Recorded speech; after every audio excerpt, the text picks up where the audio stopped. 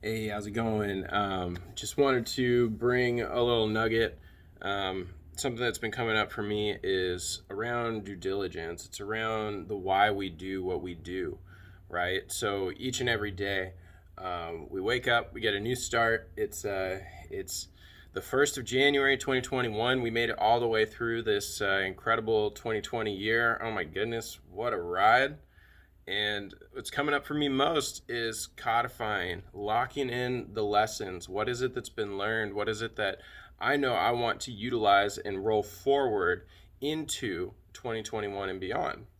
And something that's been coming up for me a lot is I've been doing a lot of reflection, and it's not necessarily been nice on myself. I've been, kind of beating myself up a little bit about some of the decisions that I've made. True story. So what's coming up for me though is, there's no need to actually be beating myself up, quote unquote, but there's a reason why I'm doing that, and I believe that it's actually because I'm needing to lock in these lessons, and they just have not crystallized yet. So, as simple and as easy as that sounds, the value of locking in the lessons is profound. So don't let 2020 just escape by and roll into 2021 like nothing's happened. Think about the ways that you've grown. Think about the impacts that have been made, right? What is it that you appreciate more that you used to appreciate less? What are the values? What are the principles? What are the rules that actually guide your life and your decisions on a daily basis? Because if we don't check in with those things, I keep this here for that exact reason, right? Think positively, learn actively, play more, be yourself. Smile always, love passionately, live freely, work hard, shine bright, dream big, relax often, and enjoy yourself. It's just simple reminders like that. The Way of the Growth Warrior. That's an incredible book. My goodness, by Promise Felon. Check that out. How the Best Get Better by Dan Sullivan.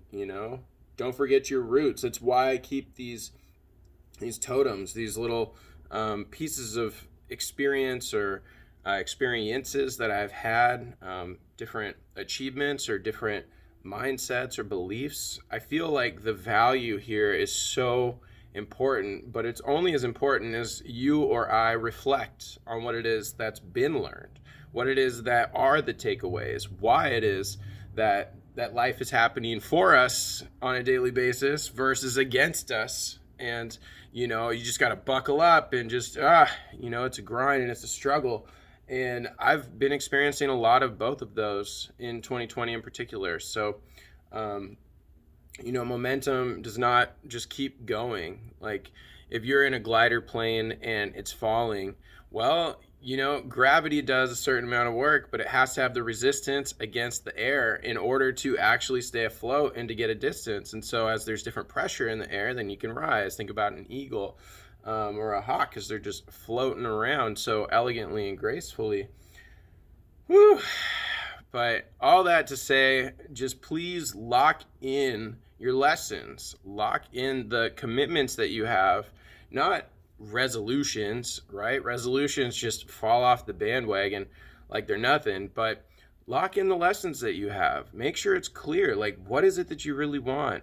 I don't have them here right with me, but I use Dan Sullivan's impact filter. You can get that at strategiccoach.com.